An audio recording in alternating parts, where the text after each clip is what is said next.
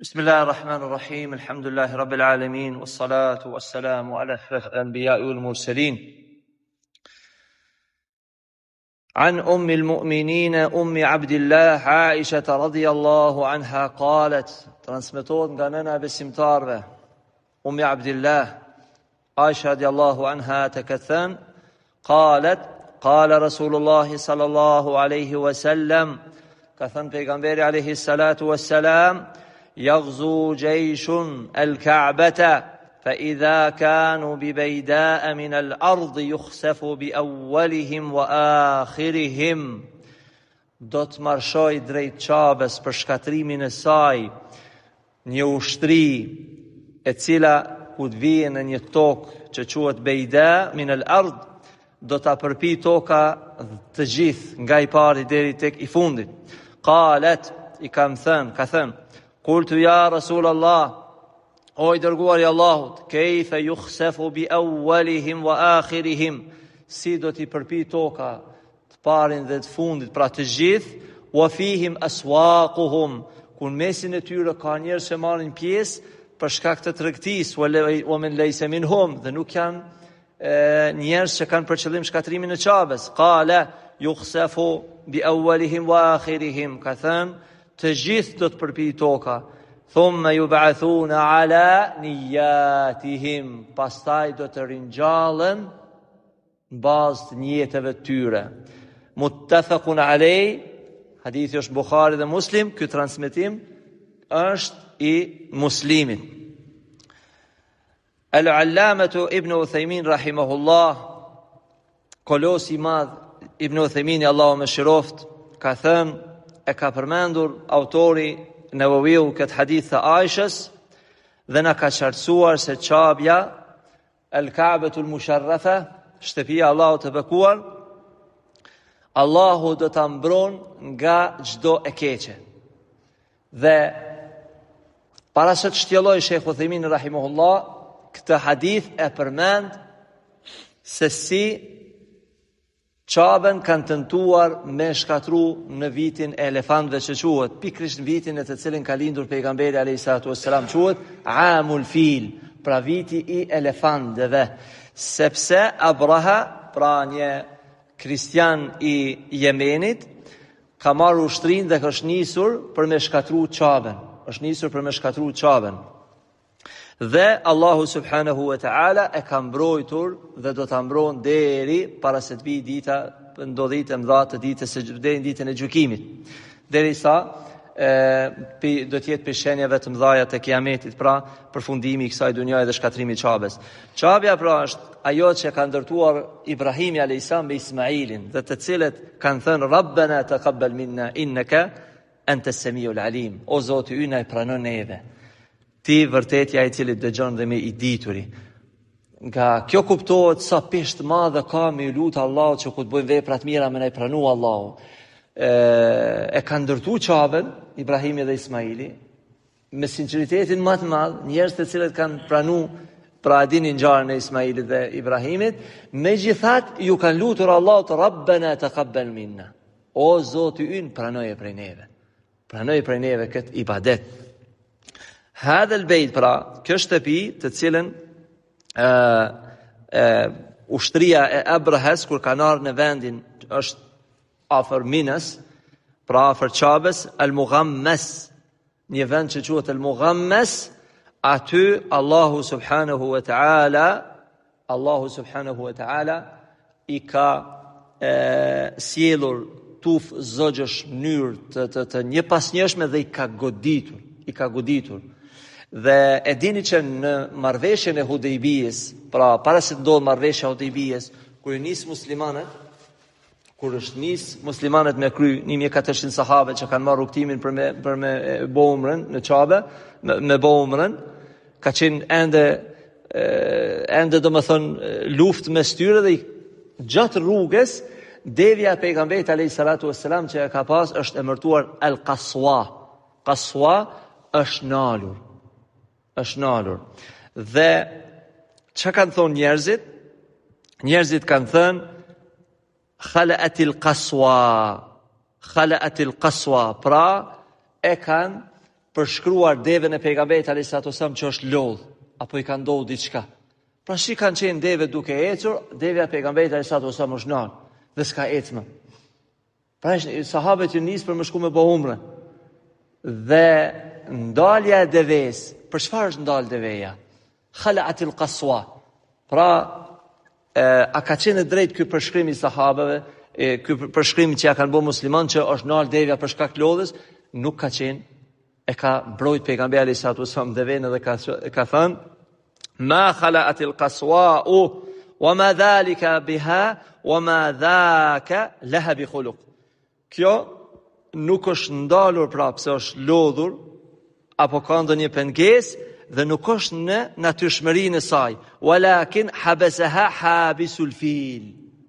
Por ai i cili e ka ndal popullin ushtrinë e Abrahas me shkatru Qabën, ai e ndali edhe devin dhe nuk ecme.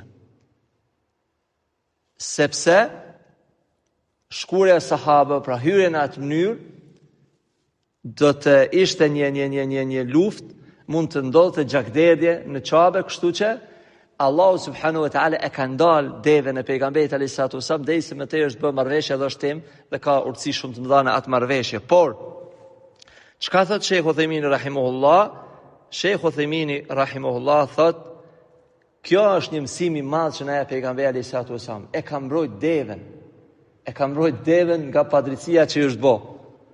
E ka mbrojt devën, domethënë, nëse devës apo kafshës i bën ti padrejti, ja bën një përshkrim të gabuar, i dërguari sallallahu alaihi wasallam e ka mbrojt.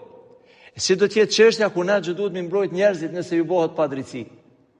Do të më qenë të guximshëm, pavarësisht a ke njërin të afërm apo nuk e ke njërin të afërm, dhe pavarësisht, dhe kjo është një pikë shumë e rëndësishme me kuptu, njeriu a është me emër të madh apo nuk është me emër të madh, duhet me mbrojt.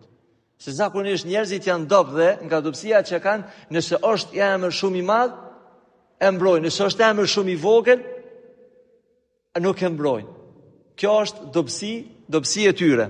Prandaj, një mësim manën mend pra, që Sheikh Uthaymin rahimahullah na jep një mësim të madh këtë, ma khala'atil qaswa, pra nuk është lodh deveja dhe nuk ka ndonjë smundje, por e ka ndalur Allahu që ka ndalur popullin ushtrinë e fil, ushtrinë e Abrahas, ku Allahu subhanahu wa taala ka përshkruar fe ja'alum ka asfin ma'kul, ka dërgu tuf zogjësh kanë ardhur dhe kanë marrë gur dhe kanë shkatruar popullin, ushtrinë e Abrahas.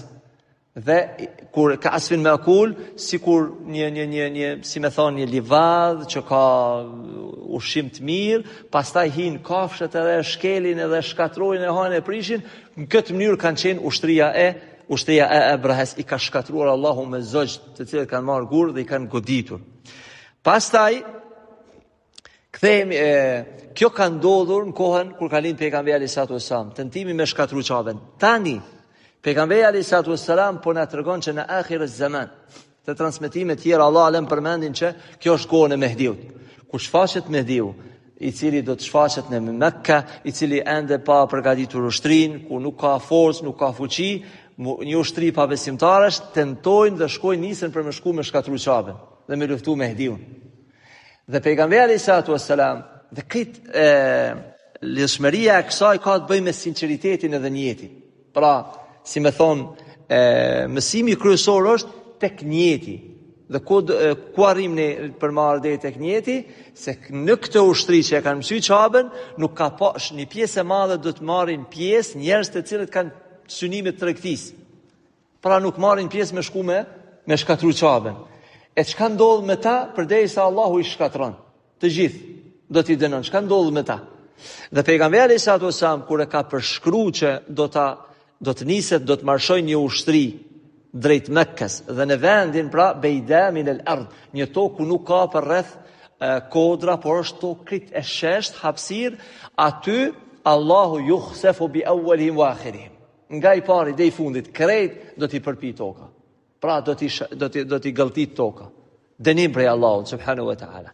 Dhe Aisha radiallahu anha, nëna besimtarve, khatar ala baliha, pra e ka si me thane, e ka kap në mendjen e saj Ka thënë po, sepse aty është përshkruar që ata nuk do të jenë vetëm ushtria që marrin pjesë për me shkatru Qabën, që tentojnë me shkatru Qabën.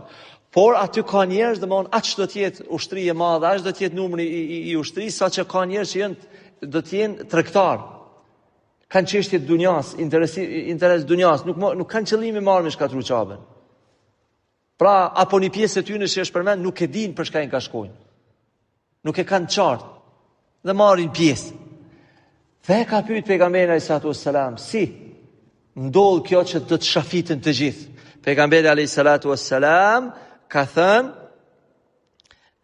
këta do të thumë yub'athuna ala niyatihim, pastaj do të ringjallen në bazë të niyeteve tyre. Të gjithë do të shkatërrojë Allahu, por do të ringjallen në bazë të niyeteve tyre.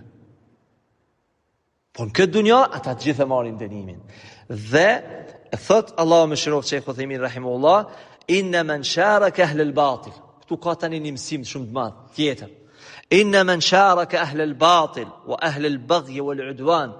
Të gjithë ata të cilët marrin pjesë, ju bashkangjiten njerëzve të kotës, edhe të devijimit, edhe të krimit, pavarësisht çfarë është ajo, ata fa innahu yakun ma'hum fi al-uquba. Do ta marrin dëshkimin e përbashkët të këtë dunjë. Kjo është shumë e rrezikshme. As-salih wat-tali, i miri dhe i keqi. Wal-mu'min wal-kafir. Çfarë ka thënë Allahu, wattaqu fitnatan la tusibanna alladhina zalamu minkum khassa. Keni frikë fitneve, ruajini frikën, fitnes, që mund t'ju godas ju për shkak që kanë bë, nuk do t'i godet sprova vetëm ata që kanë bë sprovën, por i përfshin të gjithë. Wa alaman Allah shadidul iqab. La tusibanna alladhina zalamu minkum khassa. Pra keni frikën Allahut që nëse një grup njerëzish bëjnë mëkate në mesin e juaja, atëherë dëmi i saj mund t'i përfshin të gjithëve. Mund t'ju përfshin të gjithë. Dhe keni dini rastin Anijit që ka përmend pejgamberi sallallahu alajhi wasallam, nëse ata poshtë janë në udhtim, ka marrë shembull shumë bukur pejgamberi sallallahu alajhi wasallam. Nëse janë një grup njerëzish në udhtim, ata janë në Anije, këta janë që janë poshtë, dojnë me boj vrim në Anije dhe thonë na dojmë marr ujë, dojmë me shpu Anije. Nëse ata në altë nuk marrin pjesë për me ndalë ta poshtë, të gjithë fundosen. Të gjithë fundosen.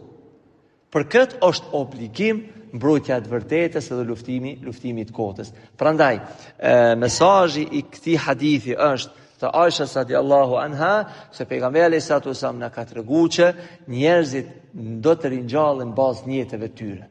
Allahu nuk i bën padrejti robit vetë ditën e gjykimit. Për këtë është dita kur as sa thërmia e atomit nuk do t'i bëhet kujt padrejti.